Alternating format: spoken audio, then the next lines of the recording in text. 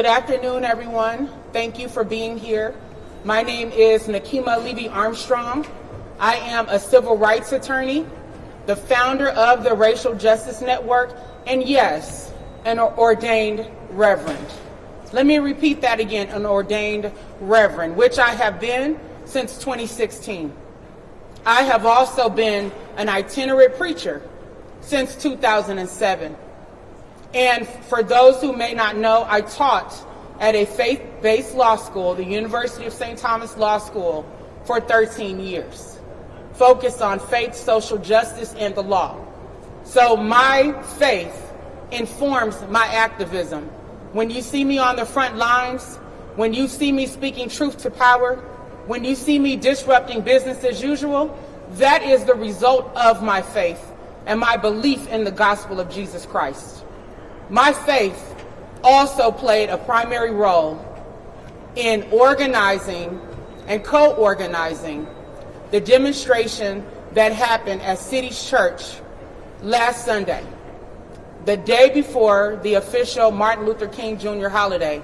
And we called it the Martin Luther King Jr. edition because our society commemorates Dr. King and his words, but most of the time, we do not repeat his actions, which had to do with disrupting the status quo, calling out our government, just like his Beyond Vietnam speech did, and made him one of the most hated men in America.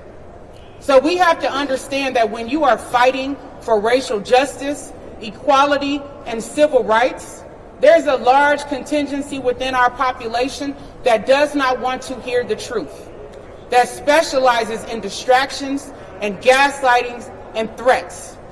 As a matter of fact, I want to read to you all an email that I received just today. It's one of many. But this is what a person wrote to me. "You're very lucky I wasn't in church when you idiots came in. Good," speaking about Renee Good, "deserves what she got, and you would have gotten the same, dumb bitch."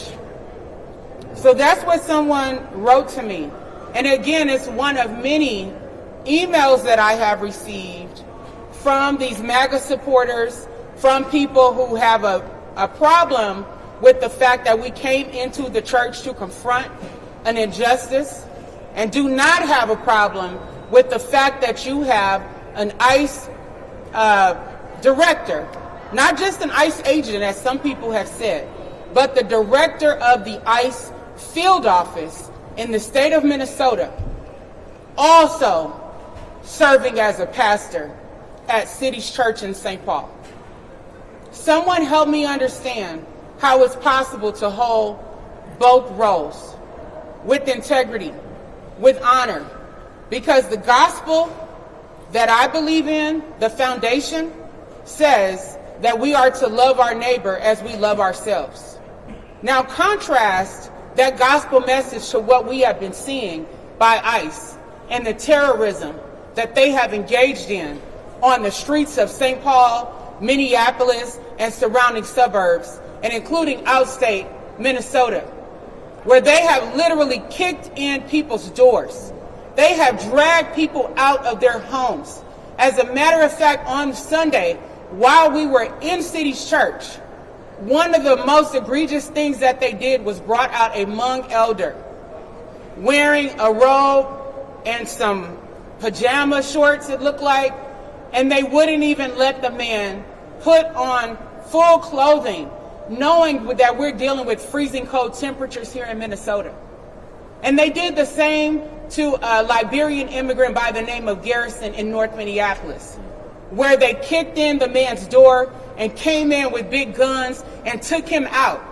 And then NPR reported that when he got to the detention facility, they took trophy photos with him, like he was a slave or an animal that they caught out in the wild.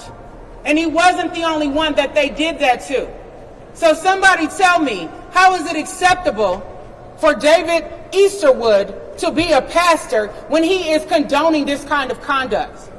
And not just condoning it through his silence when it comes to addressing it publicly with our community, but the fact that he was referenced in the lawsuit that was filed by the ACLU in December on behalf of 6 residents, calling out the retaliatory and abusive tactics by ICE. And you know what David said in that lawsuit? There is no evidence that this is going on. It's the protesters and their aggression that's at fault. Well, think about what Rebecca Good said, the wife of Renee Good. They had guns, we had whistles.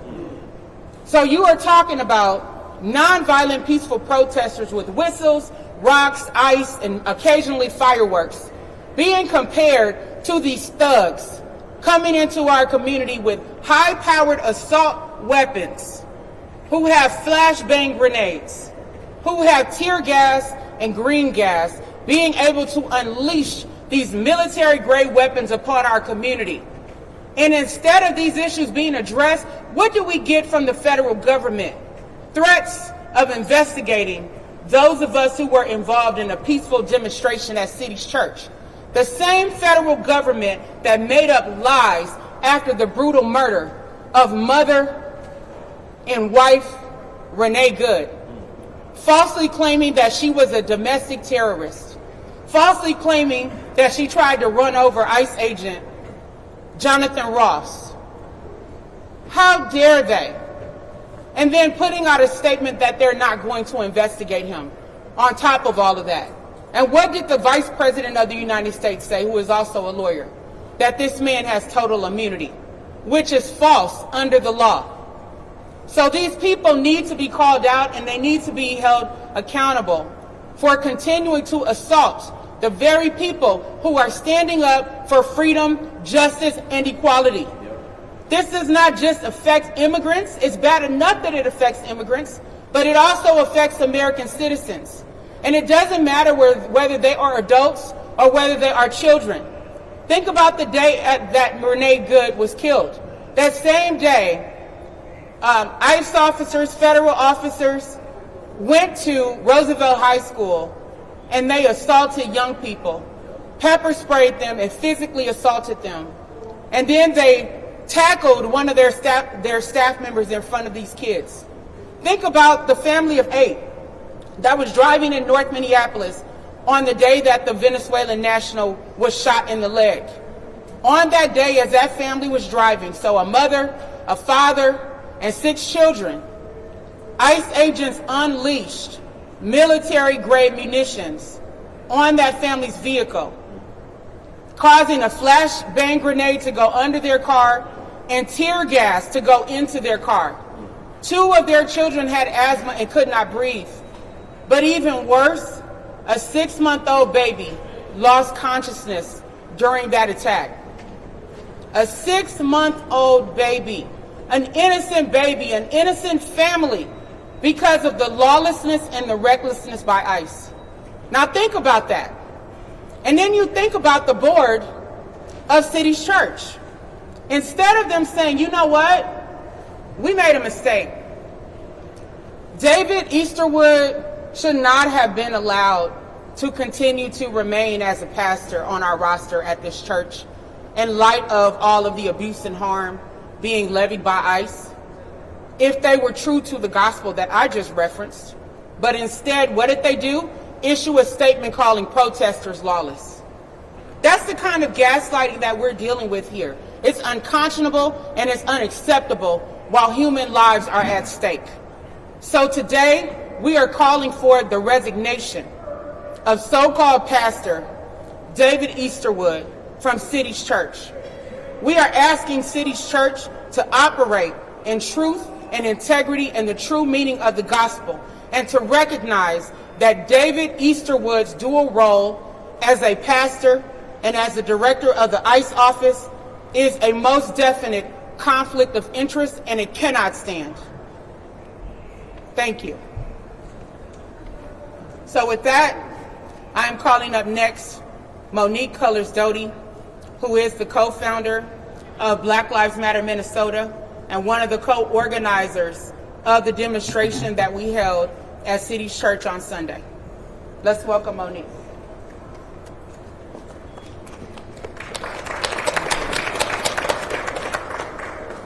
Aside from being co-founder of Black Lives Matter Minnesota, I'm an ordained deacon, and one of the roles of the deacon in the church is for correction.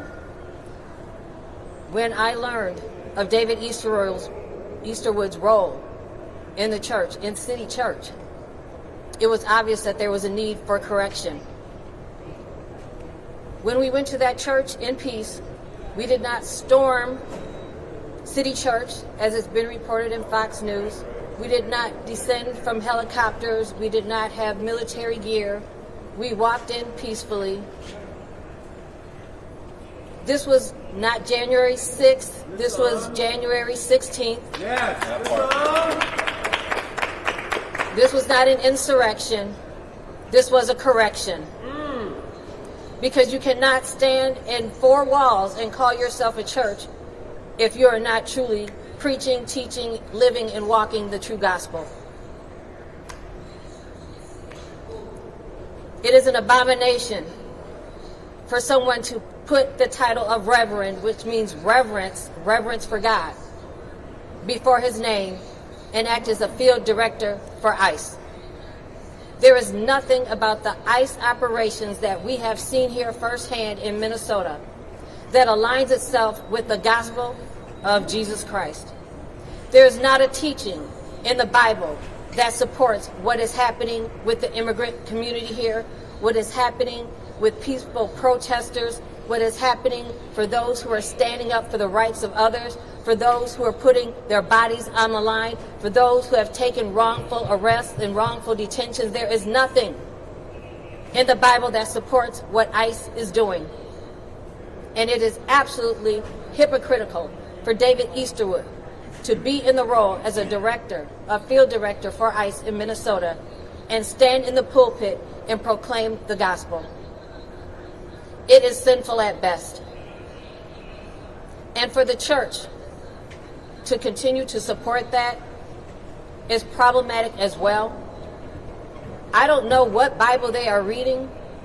I don't know what pages they decided to skip, but it's not hard to find what Jesus said. You can find a Bible where Jesus' words are highlighted in red if you don't care to read the entire book. But it does not condone what ICE is doing. And I denounce David Easterwood as a minister of the gospel. I denounce him as a legitimate vessel of God, and I denounce him as someone who is able to bring people to the cross in truth and integrity and in honesty. I don't know if he's assigned his field agents when they kick in someone's door to hand them a tract to tell them about Jesus. Is that what he's doing? I don't know. But what I can see right now is that there is a church of people that are being led astray. From the response when we were in the church, there was no surprise about David Easterwood's role. As a matter of fact, they tried to deny it. They tried to deny it. It's very clear on the website that he is a pastor at that church. And when I say they were not surprised, it leads me to believe that there needs to be a further investigation into the other pastors of the church and how many other members of the church are actually ICE agents. Because birds of a feather flock together. That people who are walking in the fruit of the Spirit, who are walking in discernment, would know and understand and recognize the spirit of evil that has to be operating within that body. There is no way that someone who is grounded in the Word is going to just sit by and just sit and enjoy a song that's played over the speaker, as we heard during the service, and not question, not pause to question, why were these protesters here peacefully, hands up, don't shoot, chanting justice for Renee Good, chanting justice for our immigrant community, chanting in the name of Jesus because it is what was righteous. And the pushback that we are getting is absolutely ridiculous. For people who are saying, oh, they shouldn't protest in the church, what do they think Jesus did when he turned over the tables in the church? Gentle words and gentle means are for gentle people. There is nothing gentle about ICE, and there is nothing gentle about an ICE field director. So we came and we did what was necessary, and hopefully this opens up a greater conversation for the Southern Baptist Convention, which has already been debating and struggling with immigration and its stance, which is crazy in and of itself, that they would choose half to ignore the Bible and the other half to call for stronger immigration laws. Well, let's be clear. Let's imagine, how hard was it to come through Ellis Island for their ancestors? Not hard. So I say this, standing in solidarity with my other organizers and the other protesters that showed up with us. We stood on the side of what was right. We stood up for our immigrant community, and that's what we all need to do. So when we see other people wrongfully under attack, no one should just sit by idly. Come out of the comfort of your home. Come out in the streets. Find your place and see what you can do to organize, because it's going to get worse before it gets better. Thank you. Thank you, Monique. So as you can see, 2 faith leaders were responsible for co-organizing the demonstration that took place on Sunday. And I have to say that I'm really disappointed overall in our faith community.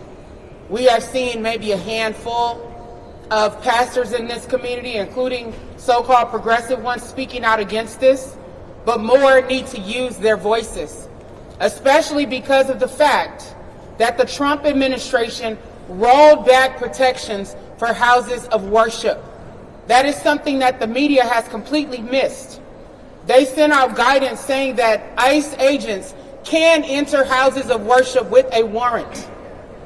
ICE agents have also arrested people in the parking lots of churches, waiting around for people to come out, which has had an impact on our immigrant community because many of those churches have fewer people attending because they are afraid.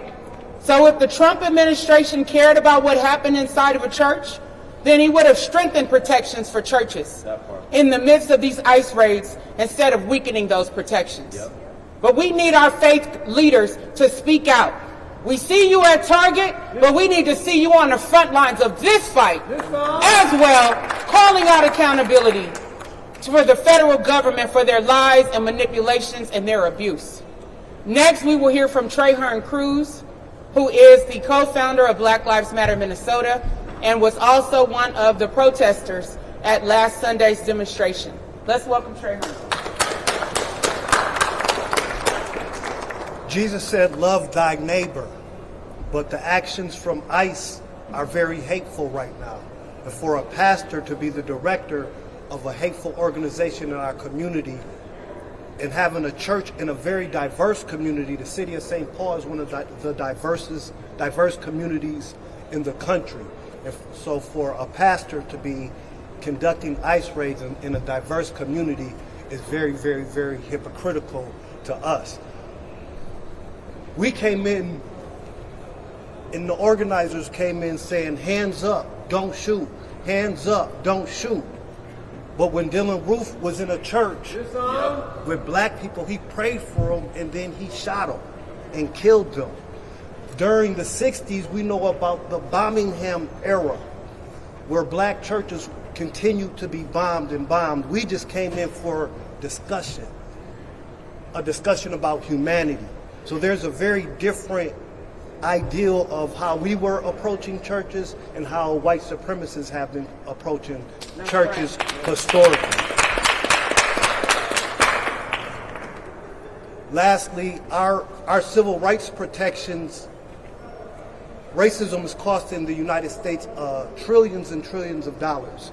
And civil rights were put into place to address so that black people can be treated civilly. And so for Donald Trump, the President Trump, to reverse that is harmful not only to black people, but harmful to America and also harmful to the American economy. You see the job numbers are real low. You have historic job numbers, and a lot of that is coming from 300,000 black women have been fired since the Trump administration has came into office. And so instead of using the Department of Justice to investigate peaceful protesters, we think the Department of Justice should get back to investigating police brutality and police murders in our community. The Department of Justice should continue to investigate real housing discrimination against black people and other people of color, education discrimination, historical injustices. That's what the Department of Justice should be engaged in, not investigating peaceful protesters. Donald Trump says that has experience with law enforcement in the United States, and he feels like it has been unjustly used against him. So we're demanding that he don't unjustly use it against us or anybody else in the United States. Black lives matter. Black lives matter. Thank you. Next, we will hear from the woke farmer who was a part of our demonstration at City's Church on Sunday. Let's welcome him. My name is William Kelly. I'm a combat infantry veteran. I'm a patriot. I'm a defender of human dignity. And now I'm being labeled as a domestic terrorist. We came into that church with peace, while they leave black churches in pieces. While the Somali community and Somali citizens are afraid to go to their mosques. Latinos are afraid to go to their churches. Whether they're citizens or not, they're afraid because this Gestapo, Trump's Gestapo, is terrorizing them. They're afraid to leave their homes. But we went in there and we preached the words of Jesus at them. Jesus said to love thy neighbor. Jesus said to welcome aliens from faraway places. But we're terrorists? They're calling me a professional agitator now? Well, yes, I am. I am an agitator because people need to be agitated. What they're doing to this nation is unconstitutional. It is inhumane. It is treason. It is disgusting. ICE is the complete opposite of Christianity. You cannot be an ICE agent and be a pastor. That is a white supremacist church. As long as that pastor is allowed to preach there, it is a hateful church. Those are not Christians. Those are evil people if they support that. So we will continue to fight. We will continue to stand up for our black, Latino, and all communities because we care. Because we care about humanity. Because we care about the Constitution.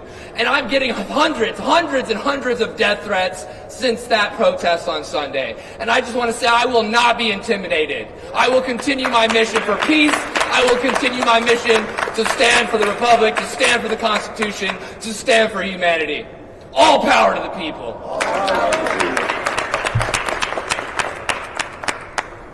Next, we will hear from Toussaint Morrison, who is an independent journalist and also an activist. He was not a part of the protest, so I'm letting the federal government know you don't have to investigate him. He was not a part of the protest, but he stands in solidarity with us. Let's welcome him.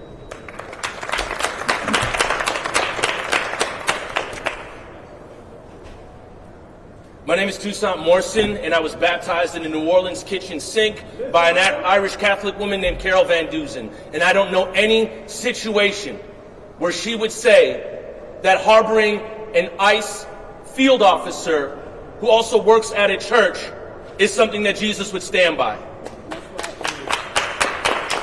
There is a reason why they wear masks.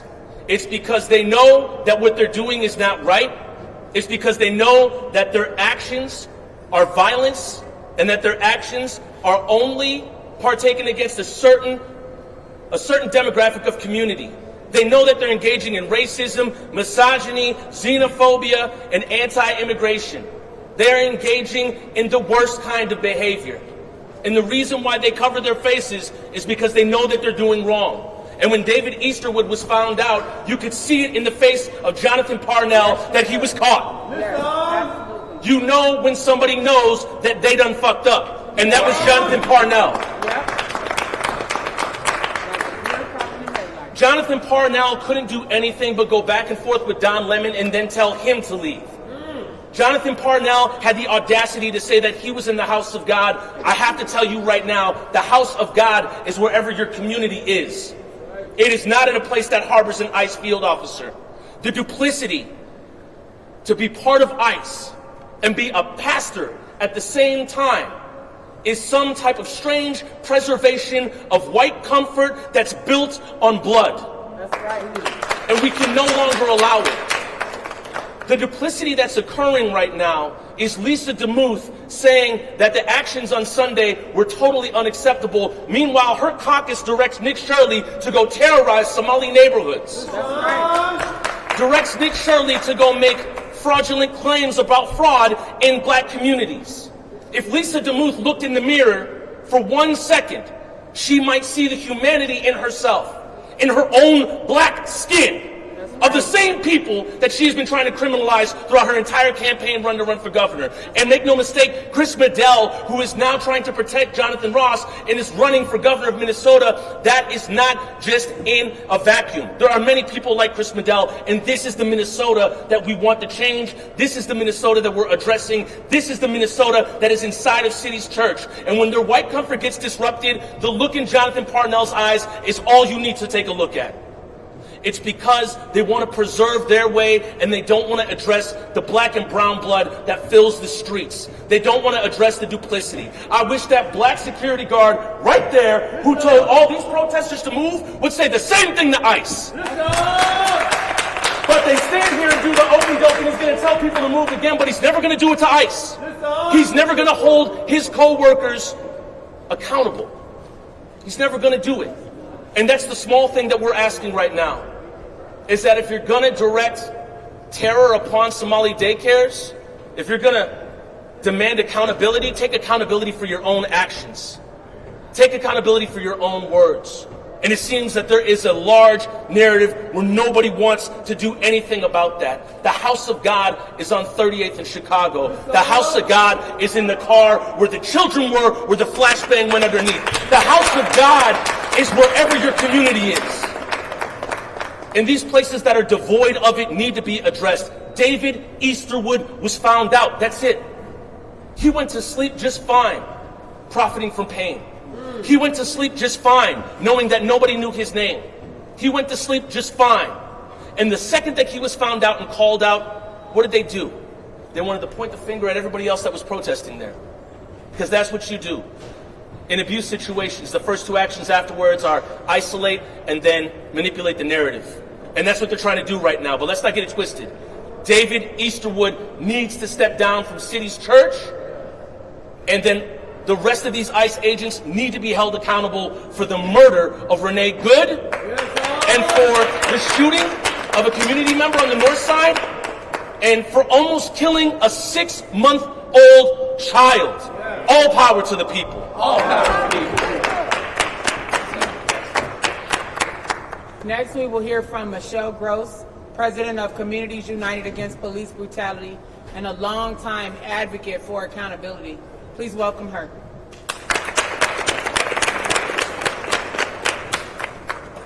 Good afternoon. My name is Michelle Gross, and I'm President of Communities United Against Police Brutality. And I stand in solidarity with the people that protested at the City's Church last Sunday. What they did was noble. What they did was correct. What they did was holding truth to power, and that's very important. I want to point out that while the FBI is claiming that the DOJ is claiming that they're now going to investigate people who peacefully protested against ICE, they do no such thing when ICE shows up at churches, when ICE shows up at hospitals, when ICE shows up at schools. They do no such thing, because this is about a terror campaign, and how dare the community push back against the terror that has rained down on our neighbors. That's right. We are not here for it. People, thousands of people, more than 25,000 people across the state are literally out daily warning their neighbors, helping their neighbors, using their whistles, buying groceries for their neighbors, doing other mutual aid things, getting people to their doctor's appointments, all the kinds of things that people who love each other and care about each other in our communities do to stand up for each other. And that's what these people did too. They were standing up for the rest of the community that has been victimized by these ICE agents and that ICE director. Yep. And what they did was righteous. I stand with them, and we will not allow them to go down because of this beautiful work. Thank you. Just a note to Christy Nome and Cash Patel. Michelle Gross was not at the protest, so you don't need to investigate her. But who you do need to investigate is Jonathan Ross for the killing of Renee Good. Before we take questions, I want to point out one additional thing that I think is very important that we've seen happen time and time again, especially since 2020, after the Minneapolis police killing of George Floyd. We have seen it on the front lines of ICE demonstrations, and we saw it after Sunday's demonstration at City's Church, and that is attacks on the free press. Yeah. We had several independent journalists who were a part of the demonstration to document, not to participate. There is a difference. We saw Don Lemon, who is a national independent journalist, who came here, announced on Facebook on Saturday, I'm coming to Minnesota, saw the flyer on my page for the action, and showed up without knowing what we were doing and where we were going. And suddenly, he has been demonized by the Trump administration, claiming that he led the protest. And I'm thinking, wait a minute, 4 black women led the protest. No matter what we do, our voices get erased, whether we're taking on the system, taking care of our community, there is an erasure of black women. But it was 4 black women who led the protest. But Don Lemon came to document what was happening. And anybody who watched his footage, you saw that he documented our voices, and he specifically talked to parishioners to get their side of the story. That's what journalists do. Yep. They talk to multiple sides to try to get information. But to try to demonize this man, and there were even memes, I'm hoping there were memes, that came out last night claiming that the Trump administration was going to prosecute this man under the Ku Klux Klan Act. Right? That just ridiculousness. The weaponization of our history against us as Donald Trump and his administration tries to erase our history. But we stand in the spirit, in the strength, in the power, in the resistance of the people who came before us, whose voices would not be silenced against white oppression and terrorism and white supremacy. That is why we are still standing strong. As you have people in our community afraid for our safety, texting us, sending us messages that are on there. Do I look afraid to you? No, because I'm standing in the power of the Almighty God. And God is our protector. And at the end of the day, like Queen Esther said, if I perish, I perish. But I will speak the truth. Period, point blank. So these attacks on our press need to stop. We have a journalist here who was attacked by ICE within the last couple weeks. Tear gas, in spite of having a press written across his chest, and also shot with a marker round or a rubber bullet, and now has a boot on his foot for the next 4 to 6 weeks. We've had journalists with their eyes shot out, journalists physically assaulted, pushed to the ground, in spite of ICE and law enforcement knowing that they're journalists. I got a call just yesterday from a local journalist saying that the city of St. Paul was planning to investigate the protest. Well, for those who don't know, City's Church called the police on us, even though we were peaceful and nonviolent. So the St. Paul police did arrive, but they stayed outside of the church until we left. They didn't approach us, they didn't say anything to us. I find it ironic, if that is true what the journalist said about the city of St. Paul investigating our protests.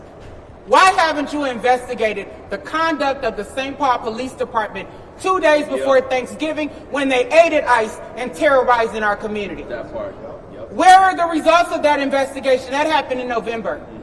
So you can investigate all you want, but you need to look first in your own house at your behavior and how you have participated in the abuse by ICE.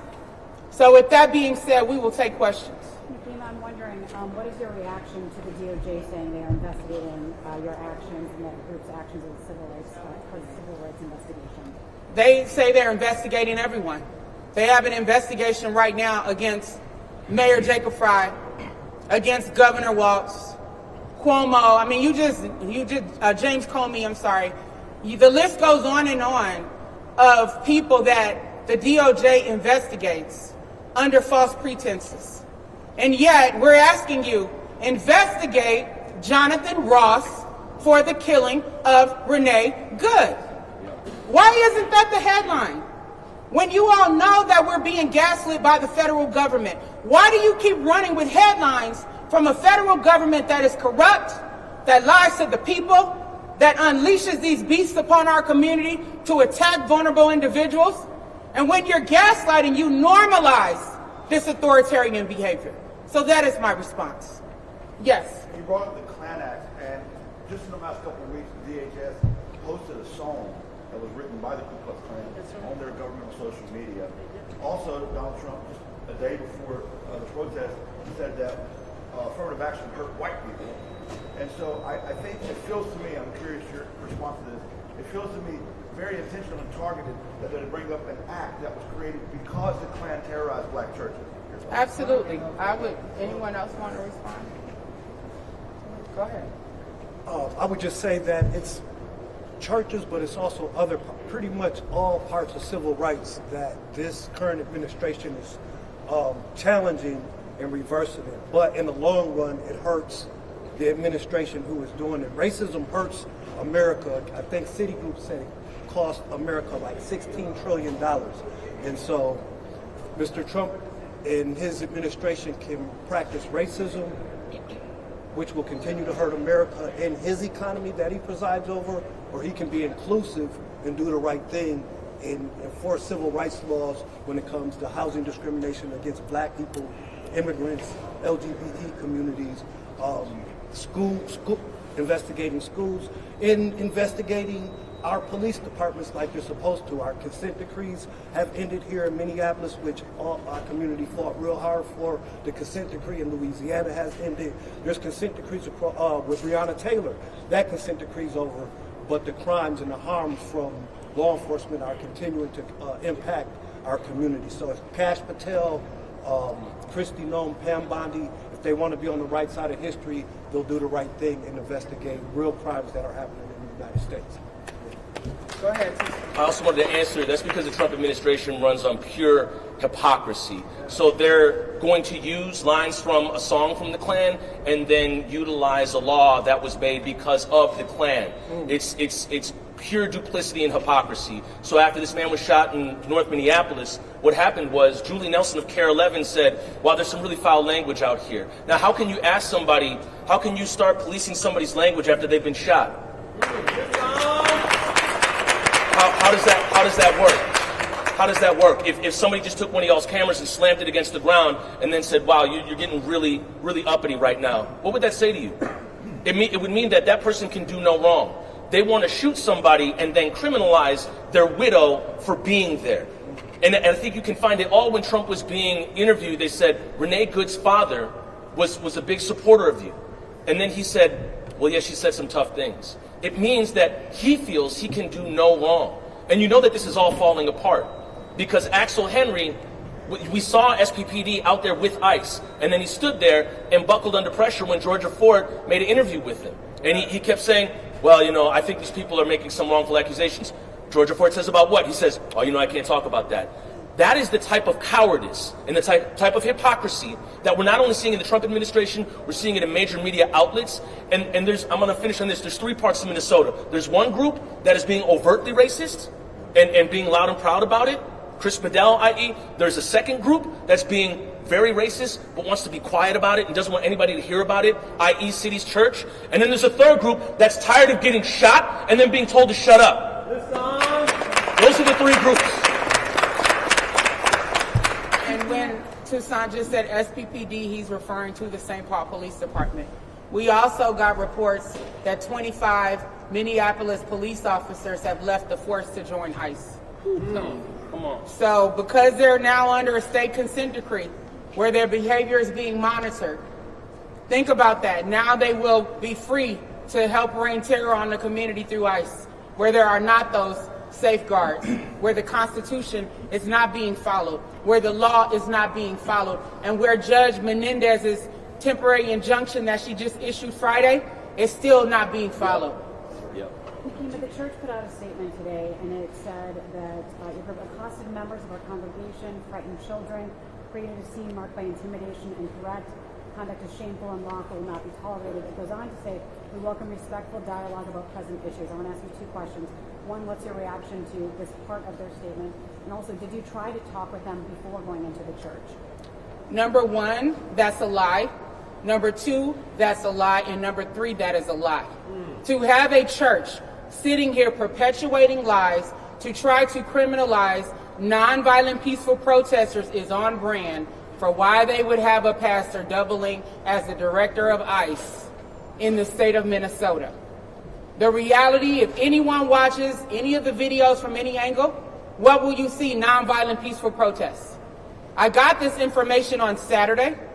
We went into the church on Sunday. And when I stood up after this is what the pastor prayed. Dear Lord, we pray as part of his prayer that you will chasten us and that you will help us to get our house in order. And then he finished his prayer.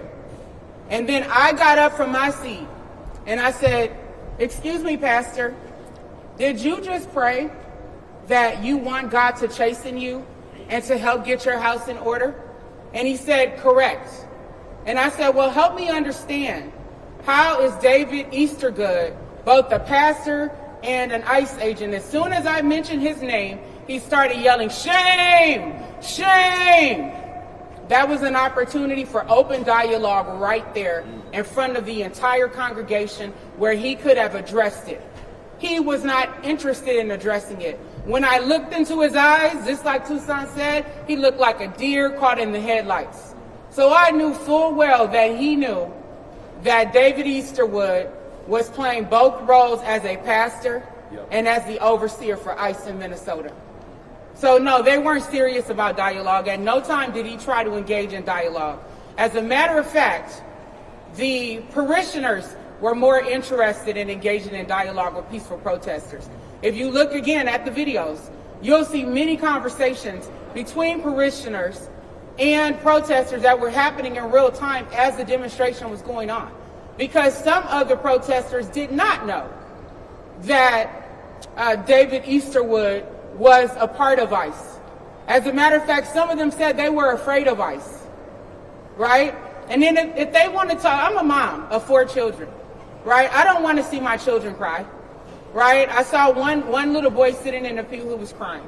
I had the husband of a progressive pastor that night come onto my Facebook page and say, there were children crying, and they were afraid, and, sitting in church when you guys were there. I said, there are children in their own homes, sitting there afraid because ICE has kicked in their door, has held their family at gunpoint, forced them out, dragged them into the street, cut women out of seatbelts and pulled them out of cars and bashed their windows.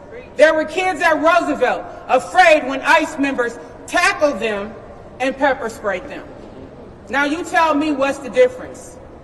So please don't go there. Another gaslighting question if you ask me, and I'm not here for it. Yes. Real quick, just to clarify, should ICE agents, ICE officers, should they operate in any church in any capacity? Absolutely. I do not believe that they should. If the church is a sanctuary and a sacred place, as the Trump administration has pretended that they believe that it is, why would Trump deliberately roll back protections for churches under his administration? Why wouldn't he strengthen those protections? So, Michelle, do you want to add to that? Well, I think, just to validate and say what you say, ICE, as far as I'm concerned, shouldn't operate anywhere. I'll start with that. I think we should abolish ICE, and that is my position. That said, they most definitely have no business being in churches, in schools, in clinics, in hospitals. Any place that has been a protected place previously needs to go back to being a protected place. And I want to say one more thing. You know, the DOJ is so interested in investigating a few peaceful protesters who told truth in a church, but they haven't done anything to investigate the more than 24 mosque bombings and attacks on mosques that we have experienced in the state of Minnesota. Minnesota has more attacks on mosques in our state than any other state in the country by far. And this administration, this DOJ has done nothing to address the vandalism against these mosques and the bombings and the fires and all of the horrible things that have happened in those mosques. And that's because they're racist and they're not interested. It's not about religion for them, it's about race and about backing up white supremacy, and we are not here for it. Thank you. I wanted to say one thing. I'm sorry. Renee Good children are crying. As they talking about children was crying in the church, Renee Good children are crying. They would never get a chance to see their mother again. And just like you stated, like when they come to our churches and our mosques, they leave them in pieces. They don't leave in peace, just so we clear. We come at them with cameras, we come at them with pens and what have you. They come at us with guns to kill us. And bombs. What can we do as journalists, as photographers, as just bystanders to basically protect our civil rights, protect ourselves? And not only that, my thoughts and prayers are with all of our families, because we know Minnesota is under attack and we're being threatened abysmally. What can we do as independent people and as mothers and fathers just dealing with this gut-wrenching situation? I mean, the reality is that Congress has sat down on the job. They are enabling this unchecked power and authoritarianism that we are experiencing. We know that 28 members of Congress, all Democrats, came here on Friday for a congressional hearing about the attacks by ICE in Minnesota, but they still have limited power while Republicans are silent and complicit and hold the balance of power. And you can see the local Republicans here aren't doing a darn thing other than stirring the pot. They ought to be ashamed of themselves for allowing this to happen, for condoning it, and for helping to facilitate it, as was mentioned earlier by Toussaint Morrison. I would say on a state level, of course, our state government can use the power of law enforcement anytime, just like they do against citizens. They can direct the local police department, the state troopers, the sheriff's office, they can direct them to arrest ICE agents who violate the law. But not a single one has been arrested. That gives a signal that they can act with impunity. That's part of the problem. So the best thing that we can do is remember the mantra. Who keeps us safe? We keep us safe. Who keeps us safe? We keep us safe. Yes. I got a question. Base for these charges. I did not block them from, their service. They welcomed us in. They never asked us to leave. The police never came in and removed us. So we didn't stop their service. In fact, people were still praying the entire time. The music was still playing the entire time. So, Pam Bondi, you want to come and arrest me? You want to come and give me charges? So be it. And for all the people giving me death threats, threatening my life, kill me. Go ahead, kill me. Because you know what? As Fred Hampton said, you can kill the revolutionary, but you can't kill the revolution.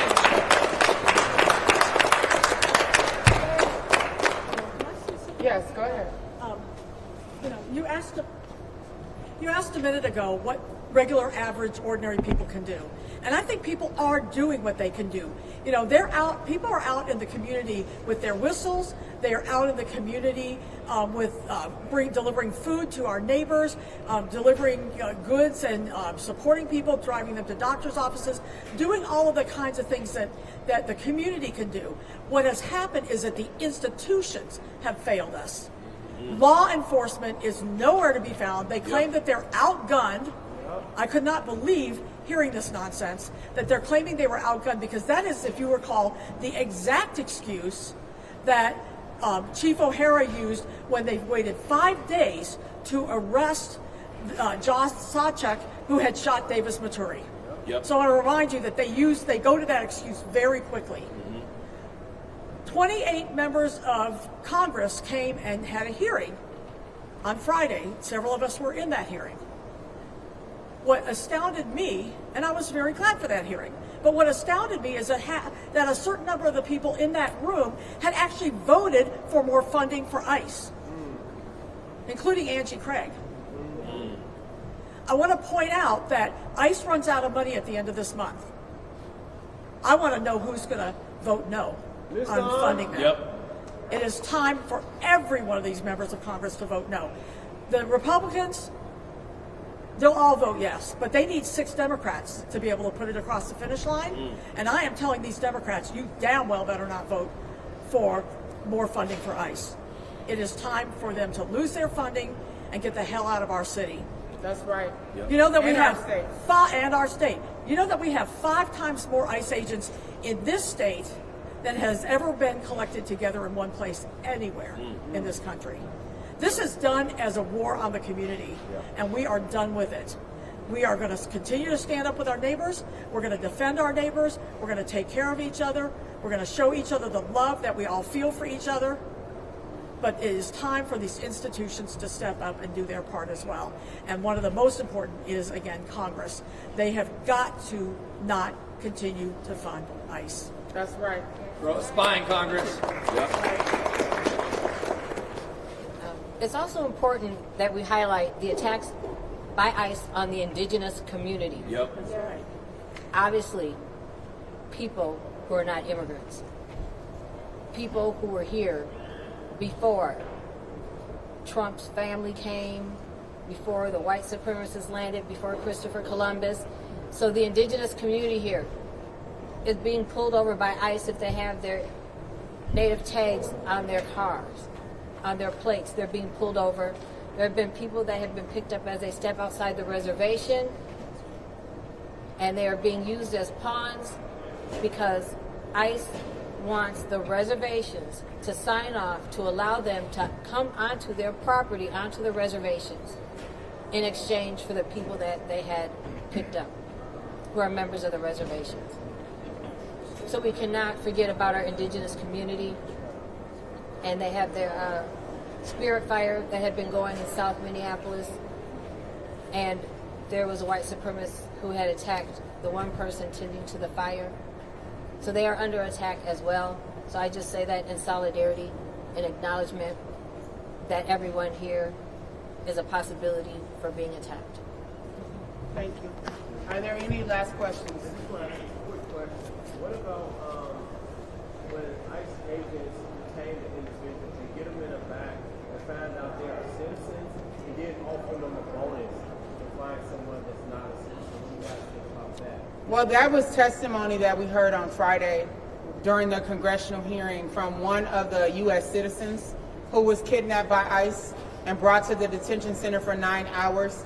She and another friend who is a half Mexican man, she said that the friend was told that he would get legal support if he needed it by ICE. And then ICE also asked him for the name of activists in this community. Right? And so that's what she testified before Congress about. So it is a real problem. So instead of gaslighting us and continuing to ground and center the false narratives coming from the federal government, we ask that the media start centering the truth and stop normalizing authoritarianism and tyranny that we are experiencing. The last thing that I will say as we conclude is that I want to give a message to the parishioners at City's Church. Again, it appears from your conversations that you had with protesters that not all of you were aware that David Easterwood was serving as a pastor, or is serving as a pastor, and is also the director for the ICE field office located at the Whipple building in St. Paul. So for those who weren't aware, it is not your fault, and we do not hold you responsible for the actions of the leadership of City's Church, including the head pastor, as well as the board, who seemingly condone this conflict of interest.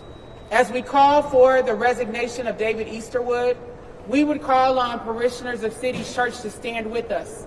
Place calls to the leadership of your church and let them know that you are not in agreement with a pastor who is supposed to be preaching the gospel and the good news being the head of this brutality and terrorism being unleashed by ICE agents on our community. So we ask that if you are a true person of faith and a person of good conscience, that you would join our cause in demanding this resignation and demanding an end to the abuse by ICE, and that they leave Minnesota immediately. Now here's a quote in the words of Dr. King, as we just celebrated his birthday yesterday. In the end, we will remember not the words of our enemies, but the silence of our friends. Thank you, and God bless you.